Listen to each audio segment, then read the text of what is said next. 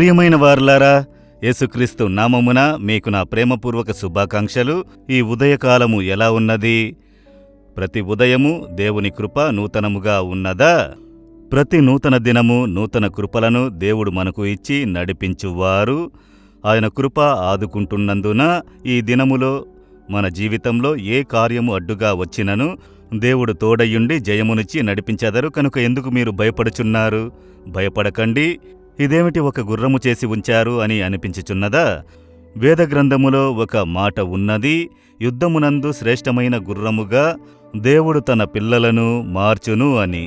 దాన్ని జ్ఞాపకము చేయునట్లుగా గుర్రము గురించి ఒక 6 కార్యములు వేదములో చెప్పబడి ఉన్నవి. కొన్ని వేదవాక్యములు వ్రాసి ఉంచినాము. మనలో ప్రతివారము ఉజ్జీవం కొరకు యుద్ధ గుర్రము వలె పనిచెయ్యాలి. దాన్ని జ్ఞాపకము చేయునట్లుగా దీన్ని చేసి ఆ వాక్యములను వ్రాసి ఉంచాము. సరే, ఇది వచ్చి మన దేవుని గూడారములో ఏలీం గార్డెన్ అని చెప్పి అక్కడ ప్రజలు నివసించి కొన్ని ఆరాధనలు జరిపించే స్థలములు ఉన్నవి. అక్కడే ఇది ఉన్నది. మీరు వచ్చి చూశారంటే ఈ వాక్యములను చదివి తెలుసుకొనవచ్చు. సరే, ఈ దినము దేవుడు నాకు ఏ వాక్యము ఉంచారు అని అనుకొనుచున్నారా?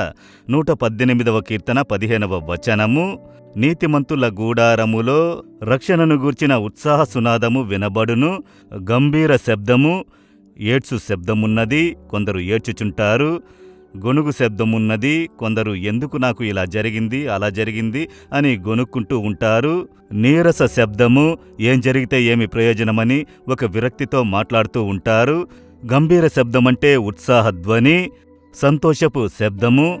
ఈ ఆనంద సంతోషపు ధ్వని అది రక్షణ సంతోషపు ధ్వని.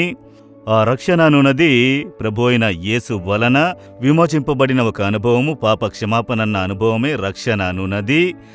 ఆ సంతోషము, ఆ ఆనందము, ఆ గంభీర శబ్దము ఎప్పుడు కలుగుతుందట? రక్షింపబడినప్పుడు కలుగుతుంది. ఎవరి ఇంట్లో? నీతిమంతుల గూడారములో, అంటే నీతిమంతుల ఇంటిలో. ఒక పాపి ఇంట్లో ఆ గంభీర శబ్దము ఉండదు. అక్కడ జగడాల శబ్దము, సనుక్కుంటూ గొనుక్కునే శబ్దం ఉంటుంది. అక్కడ సమస్యలను గురించి మాట్లాడే శబ్దం ఉంటుంది. అయితే నీతిమంతుల గూడారములో, ఇంట్లోనే ఈ శబ్దము కనిపించును. మీరు నీతిమంతులయ్యున్నారా? మనము నీతిమంతులమని ఎలా చెప్పగలమండి అని అనుకుంటున్నారా? కష్టమేమీ లేదు. యేసుక్రీస్తు రక్తము వలన విమోచింపబడిన వారు నీతిమంతులు. పాపము నుండి మారు మనసు పొంది రక్షింపబడిన వారు నీతిమంతులు అని వేదము చెప్పుచున్నది. కనుక యేసయ్యా, నా పాపములను క్షమించుము, మీరు నాకు తోడయుండుడి అని ఆయన అంగీకరించినప్పుడు యేసుక్రీస్తు యొక్క రక్తము ద్వారా విమోచింపబడి నీతిమంతులుగా తీర్చబడుదురు. కనుక మీరు నీతిమంతులే కదా? ధైర్యముగా చెప్పండి, దేవా, మీరు నన్ను నీతిమంతులుగా చేసినందుకు స్తోత్రములు అని చెప్పండి. అది ప్రభువు మీకు ఇచ్చిన భాగ్యము. బలము ఉండవచ్చు, బలహీనత ఉండవచ్చు, అయితే దేవుని దృష్టికి మీరు నీతిమంతులు. యేసుక్రీస్తు రక్తము ద్వారా కడగబడి విమోచింపబడిన ప్రతివారు నీతిమంతులే. కనుక దాని తర్వాత మనం నీతిని అనుసరించడంలో జాగ్రత్త కలిగి ఉండాలి. మన మాటలు, చేష్టలు అన్నిటిలో నీతి కనబడాలి. అవినీతి కార్యము మాట్లాడకూడదు, పని చెయ్యకూడదు. అప్పుడు మన ఇంటిలో ఆయన గంభీర ఆనందధ్వని వినిపించును. ఈ శబ్దము ఉన్నదా మీ ఇంటి లోపల? ఉదయము లేచిన వెంటనే పాటల శబ్దము, స్తుతి శబ్దము, గంభీరముగా దేవుని పాడి ఆనందించుట. ఉదయం లేచింది మొదలుకుని తగువులు సనుక్కుంటూ గొనుక్కుంటూ ఉన్నారంటే సరిలేదు. మీ ఇంటి లోపల దేవుని రక్షణ ఆనంద ధ్వని కలగాలి. ప్రార్థించెదరా?